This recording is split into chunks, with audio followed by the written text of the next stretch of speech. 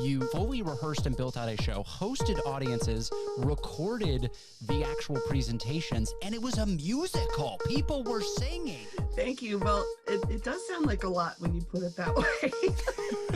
When you actually list everything that I did, it was a lot. Huh.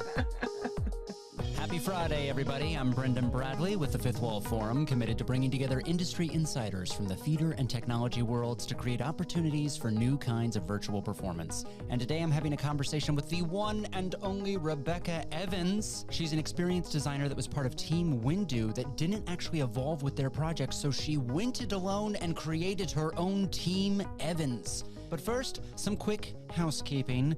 This week, the Fifth Wall Forum had an extended internal meeting to discuss the next event to bridge the storytelling and extended reality communities, to be continued. And we've also begun to overhaul our website to include resources and links for our connector teams and a blog for these weekly conversations. And today's conversation is brought to you by the Fifth Wall Forum Discord channel, a robust community of almost 300 technologists and artists sharing job postings, tutorials, upcoming performances, and the home of Artifact Friday, where our mentors and collaborators share artifacts from their work, giving Fifth Wall Forum members a first glimpse at the latest in innovation and immersive storytelling. Find out more at our website at fifthwallforum.com. That's 5thwallforum.com. And now let's get to the conversation. Welcome, Rebecca. Hi, thanks so much for having me. Of course. We couldn't not have you on this podcast. All of us have been involved with projects that don't work out. You don't have the resources, you don't have the time, things just don't come together. And you were originally part of a connector team that just didn't have the time to evolve with their project. So you then basically just created your own side hustle. And I just am so excited to hear how Sandglass Tours evolved. Well, this opportunity to be part of Fifth Wall Forum was so cool because it allowed me to interact with all these amazing people and really just look at developing a creative thing that I hadn't had the chance to do before. So you are a self-proclaimed experienced designer. That is your title. However, I believe that minimizes all the hats you wear because you do so many things. You're a performer, you're a straight-up developer. What was your entry point into this XR community? That's a great question and a big question. Because my background encompasses, a little bit of software development, technical writing, apps, although I don't consider myself to be a developer, just to be honest. No one does. It's okay. I mean, I wrote my first code at age 10, right? But so have a lot of people. So I've been working in Altspace. I was doing some stuff with the Black Rock City VR, the Burning Man and virtual reality. Mm-hmm. And I was really engaged there in community building and onboarding people into the virtual experience, as I had actually a long time ago at the actual event. Basically, they call them, memory palaces, to engage people that have been part of this community and event for over 3 decades for some of these folks or more. And so there's a lot of memories that are transcendent in this physical space of the desert, but which of course changes every year. And it's reproduced in new ways. But some people have the same physical address in this unreal place. And so I thought, what an amazing thing to kind of build some of that and contribute to that community. And from that, I ended up getting into a show called Para that was put on by the Ferryman Collective. Oh, yeah. In one way or another, that community of ferrymen has been really instrumental in creating this piece and in creating new additional community, just like the Fifth Wall Forum has. So I got cast in their show Para, and that was a lot of fun. Their show is set in VR chat. And when they went to work on their next show, Krampusnacht, I decided to create a world in Altspace to help promote their show in VR chat, to help, of course, let people know about the show and sell tickets, but also kind of find more unique and interesting people out there in the community. So for Krampusnacht, I developed this entire winter world, which was a lot of fun. We had a bunch of activities. We had snowball fights and sculpting snowmen, and the cast and crew and producers gave a panel about the show. And that was so much fun. Then all of a sudden, here comes Fifth Wall Forum. And so I said, okay, well, I think I might as well apply. For those that didn't get to see the reveal, take us through your project on its core, because most people stood up like a moment. They stood up a sliver of performance, like a scene or a moment or an element of the show. You straight up did the show. Oh, so like you built 2 or 3 worlds in Altspace. You then fully rehearsed and built out a show, hosted audiences, recorded the actual presentations, and it was a musical. People were singing. Thank you. Well, it does sound like a lot when you put it that way. When you actually list everything that I did, it was a lot. Huh. So I've been able to participate in some really amazing projects over the few months just before that. That actually, the line I applied to Fifth Wall Forum with was, I want to find a way for more people to tell their stories. So I was in Altspace world building with some friends, and in Altspace they call that terraforming, which is you're creating the world in front of you, and it's a collaborative thing, and it's a really amazing and fun thing to do with people. And I just had this real moment. It wasn't the first time I'd done it, but at this moment of like, wow, the most amazing experience is to have someone create a world for you. And what does that mean? And how does that feel? All, have been and still continue to be in this time, throughout last year. So that was on my mind. People are distanced, but we have people who in our society are always distanced. They don't have the ability to connect the same way. And now we have these they're not new, okay, but these tools that for more people are more accessible to get to now. So I wanted to, create a story that would give a nod to the artistic experiences and the personal experiences that people can have in a virtual environment. It's amazing for me as one person to be part of this experience, but really this is about how big can we make it and how many more people can we reach? And so whatever story I came up with is less important, I think, than finding new ways to connect people and encourage them to do their stories. Right. What do you think the difference is in this moment for the kind of adoption or integration of these tools, admittedly not for what they were intended for? Do you think it's just the pandemic, or do you think that there's something else culturally or socially that we've reached that has led to kind of the adoption and repurposing of these quote unquote new tools? Boy, that was a great list you just gave, and I would kind of say it's a combination of many things. What I think is interesting about 2020 for people who have already been engaged in the VR AR space, even a lot of folks who are, say, in a 2D Facebook group that's very active, just to get people into a different platform to meet is really hard. So It's a reminder that not everyone, even if you own a headset, and more people will own VR headsets and be able to use them, but not everyone can put something over their face all the time. And again, I had to remind some folks the other day that you could have the most amazing AR glasses, giving you all the information, yada, yada, but they can be grabbed off your face very easily in a public place or by a child. So if that's your window, and those are even perhaps your prescription glasses, that's a big problem. So a lot of these things sort of haven't been looked at in a way that's honest. And I think in talking about the convergence of all these things coming together, we're having new access to tools, but we're also having good critical conversations that hopefully make people more aware of the issues that come along with it. Right. Like identity and privacy. And that was one of the other things that was important to me about this show, is that when people enter the show experience, that they know what they're going to get, so that they feel safe enough to really be part of the show. So that's part of the reason why I structured it as a tour, because most people understand the metaphorical concept of a tour. They kind of get the concept of what they might be asked to do. As part of a small group tour, you might be engaging with the tour guide. That wouldn't be unusual. So I felt like that would be a good way to get people into this love story. When it comes to designing an experience like this, what is your approach or your first step? Like, there's building the world, there's building the narrative, there's building the characters.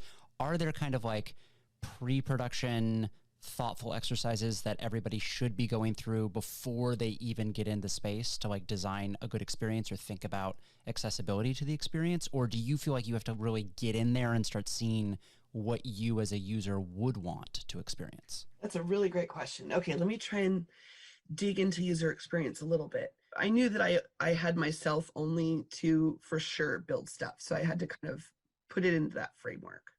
So in terms of asking the questions about what's going to create a great experience for the audience, I guess I would say that first I looked at who this show is for and what the overall experience I wanted people to have at the end of it. And that included onboarding them and how would they find the platform and how would they get a link to the show or hear about the show. There's, again, every platform you use is going to have ups and downs. Right. But I'll say that testing early and often is great. And that's also what I did. So from the first few moments of deciding I was going to go ahead with this, and partly because this awesome friend and mentor named Brendan Bradley gave me a thumbs up and said, go for it. So I brought cool. in the Ferryman Collective folks. They were nice enough to come and do an early walkthrough and actually walked through in an early set of how I was going to onboard people. And I basically had screenshots on the wall. So you're like walking into a little office and it has pictures on the wall and each one says, okay, now fix this setting and here's what you do with your little settings menu. And there are about 4 or 5 settings that we kind of need people to change. As I saw these folks walk through my room and look at these pictures, and these are people who know Altspace, I realized, oh, this is just falling flat right away. It's really dull. And even if you kind of point people to a room as they're sort of before the show really starts, it's boring and dull. I said, okay, we can't have this. I want to make the onboarding better. So then I shifted the onboarding to the moment people arrive in this tour office for Sandglass tours, they are told sort of by the host that they can do certain things like, oh, can you help me look for my purse? It might be hiding under one of those pillows on the sofa. And so you encourage people to pick things up and interact with the environment right away. And then also in the finale, when people finish, I wanted to have a really nice sort of conclusion and almost like an after party. So as the story ends, everyone's allowed back or invited back into the courtyard to hang out for a while after the show. Cool. And perhaps talk to the actors, or there might be a performance after the show. So the idea was that you can kind of make a whole evening of it and hang out with people that may have been at other shows that evening in this specialized space. That's amazing. And I actually got to witness multiple presentations of this. I was the unofficial videographer for one of the runs where I literally just recorded what my head saw. And I've never been more conscious of a show because I was like, I can't like tweak or wobble my head too much because I didn't want to make other people motion sickness. So I was like, keep still, look where you want to look. Yes, good. All right, follow action.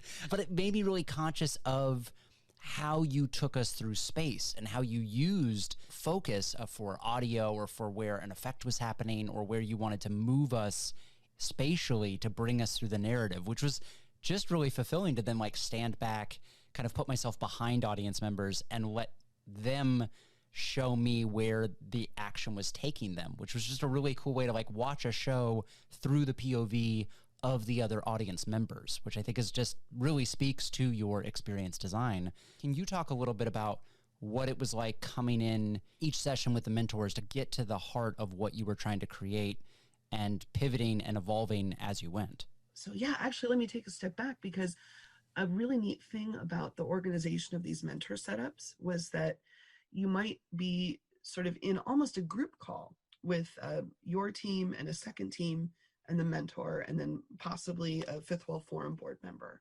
And so that initiated some really wonderful conversations as you got to hear a little bit about what some of your other teams might be working on and some of their challenges.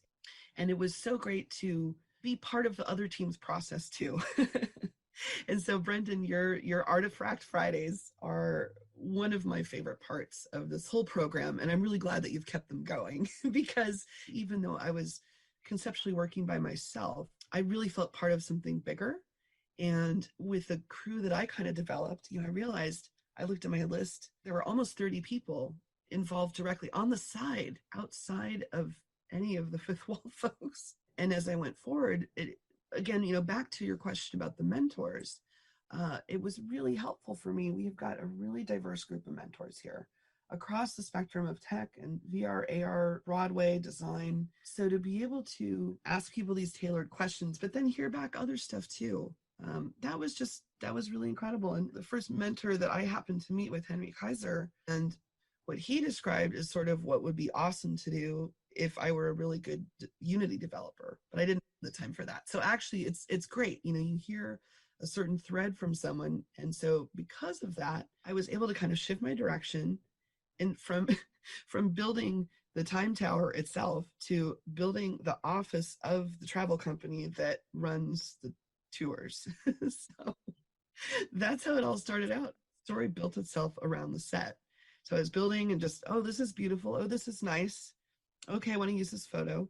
And then all of a sudden, oh, my lead actor can appear on this balcony. And then as we're introducing the lead actress, she comes through into this courtyard, and then the sort of Indiana Jones thing begins. Everything goes awry. And so Right. once we move and progress through the rest of that set with the audience now, kind of quasi leading us, I present them with 3 different directions they could go. And so that makes hopefully the show exciting, and changes it every time you see it. And of course, in VR, you can change stuff like clues and set props during the show or for every single show. But also in every set that I built, I have kind of a hangout spot that's just a beautiful scene. And if people in the show don't really want to run around or look for a clue or interact with a certain character, they don't have to. I want it to feel fun and comfortable. And really, it's about people meeting each other doing the tour as much as it is about the narrative itself. So I think anybody listening can probably extrapolate that you are one of these rare unicorns that just kind of does it all. How do you kind of project manage yourself in a silo?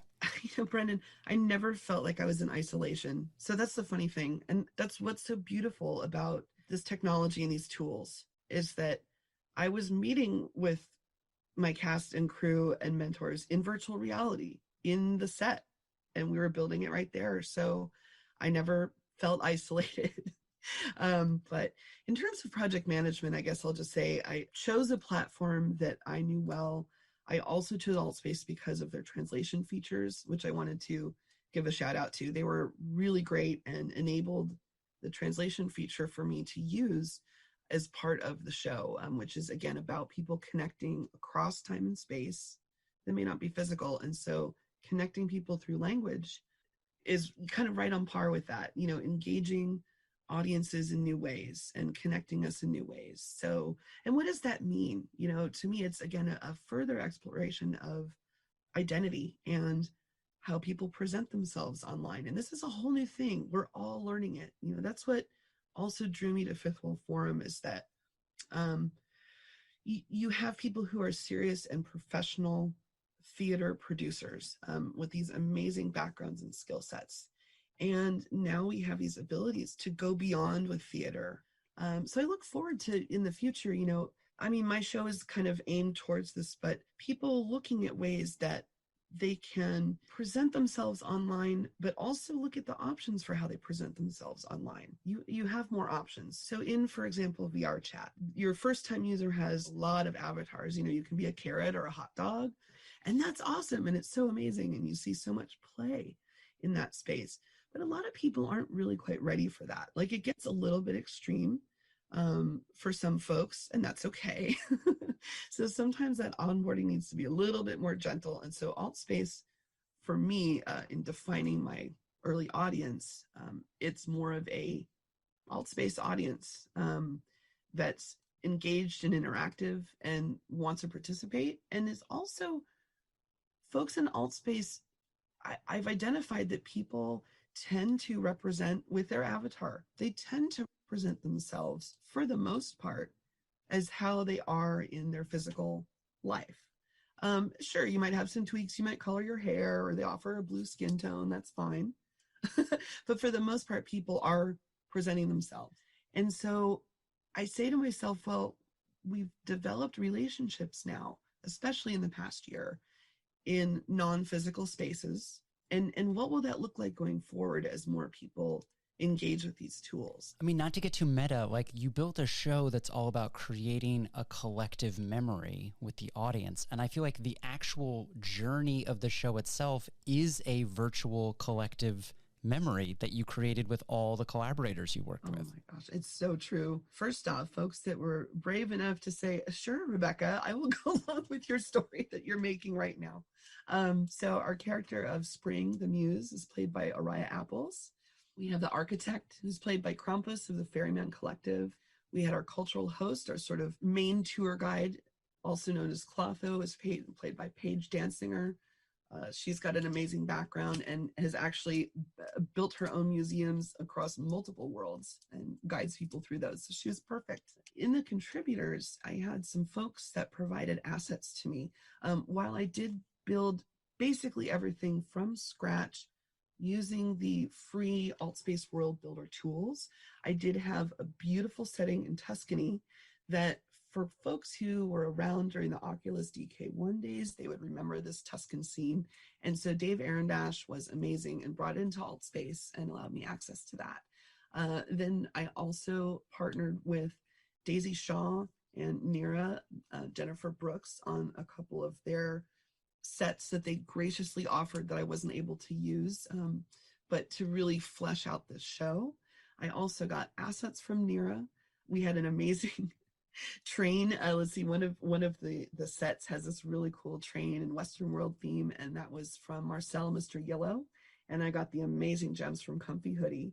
And that's only the 3D assets, right? I mean, I could go on and on. Andy Fidel from the Altspace community was also a huge help to me early on, because this is what she does in creating community virtually, and she's done it for many years. So those are, I don't know, that's not everyone. I could go on for a long time, but basically to say, it is true. I did a lot on my own and I enjoyed it. But really it was a team effort. And in terms, you'd asked a question earlier about project managing, and I have had a lot of experience both producing independent shows and working with volunteers. And so what I try to do is just really respect people's time and only ask them for specific things. Say like, okay, would you like to come and spend half an hour touring my set? If they're into that, at the end of that, if they're really into it, I say, if you would like, I'll be doing this other thing next week, but just kind of to give people the option. So Brendan, like, you were amazing producing the video. Thank you so much. And there were a couple other meetings where I had a couple folks, and then of course, one person's headset failed and they couldn't record, and another person couldn't make it. And then I had myself as third backup. And this was the funniest technical glitch. All of a sudden, I'm trying to record and none of the avatars have faces. They're all faces. Of course not.